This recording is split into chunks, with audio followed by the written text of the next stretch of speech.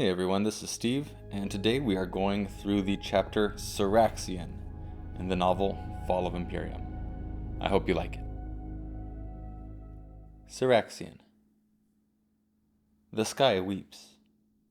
The whole world is gray today, utterly drained of color. People dressed in black keep parading by, telling her father how sorry they are for his loss. How great a woman the queen was. How the gods will watch over her now. Nobody knows what to make of the little girl by Saraxyan's side. The princess is staring off into the distance, her gaze completely blank. When they ask her questions, she doesn't answer, so they stop trying. She doesn't react to anything they say or anything they do. The princess hates to be touched, but when that creepy minister of finance tousles her hair this time, she doesn't even flinch. She just can't care anymore. The procession drones on, seemingly endless. Nobody came to save her mother when she needed it. Nobody even tried. But now that she's gone, the whole kingdom is determined to show up and say how much they really cared. It's a cruel joke. King Saraxyan is shaking hands with someone now. Some dignitary from who knows where. From somewhere in Imperium. Maybe if her mother had gone to Imperium for her care, she would still be here. But it's too late for maybes now. The drone of voices goes on, endlessly, an increasingly meaningless babble, the same empty words repeated over and over. The princess can't be bothered to put up with it any longer, so she leaves. She starts walking to nowhere, out into the rain. Anything is better than staying in that ridiculous parade of hypocrites. She puts one foot in front of the other, again and again. No one really sees her go. No one notices her wandering away, leaving the crowd and its fake mourners behind. Where will she go? It doesn't matter. Nothing matters. Her feet carry her away from people, away from everything. Into the forest. Under the canopy of trees, there are no annoying voices. There is no one repeating the same nonsense that everything will be okay, or that things will turn out all right. It's so obvious now that none of that will ever be true.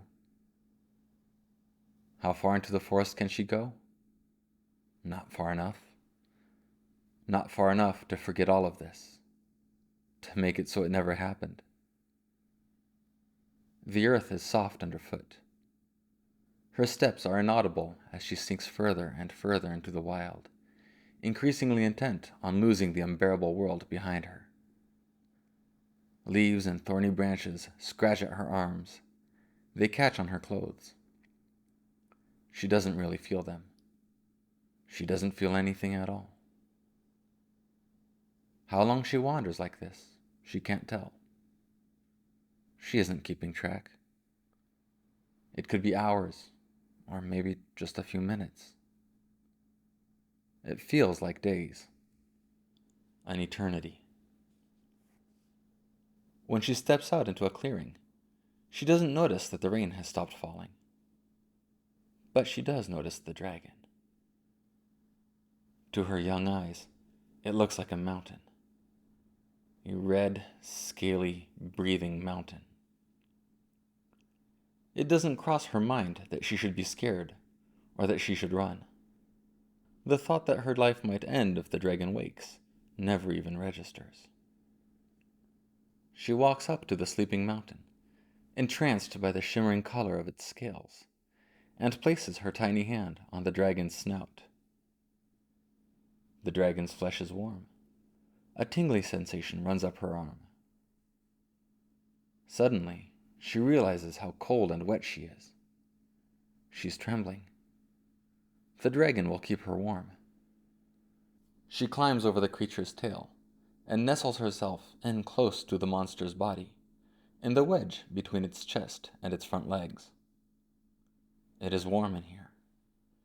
The dragon's scales are smooth and pleasing to the touch. As she curls herself into a ball, tucked in against the soothing scales, her body is rocked back and forth by the dragon's rhythmic breathing. Are you lost, little girl? No one had told her that dragons could speak, that they could put thoughts directly in your mind. But it seems perfectly natural to her. She shakes her head. You seem sad. She looks up. The dragon has opened his eyes now. His head is turned towards her. In her eyes, he is beautiful. He doesn't seem to know what to make of this little human, this fearless, tiny ball that is using him for warmth. I'm not sad, she protests. I'm fine. The dragon tilts his head to the side, but he doesn't challenge her. Instead, he licks her, very delicately, with his long tongue. It's not wet or slimy as the princess had expected, just hot and surprisingly pleasant somehow. Okay, I'm not fine, she confesses. Everyone keeps saying how sad they are about my mother, the queen. If they really cared, they would have done something. They would have helped her. They would have saved her. Another warm lick. The princess starts to cry. I hate them, she sobs. I hate all of them. And father just wants to stand there and smile all the time. I don't want to smile, I just want to go home. And I want to hit something. I want to break something. The tears keep coming. You can hit me if you like, but I don't break easily. The princess shakes her head. You're the only one I don't want to hit, dragon. Saraxyan.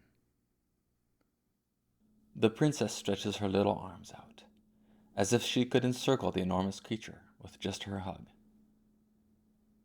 Will you stay with me, Saraxyan? You can be my dragon. I'll be your princess. Like that, we'll never be alone. The red dragon considers this for a moment.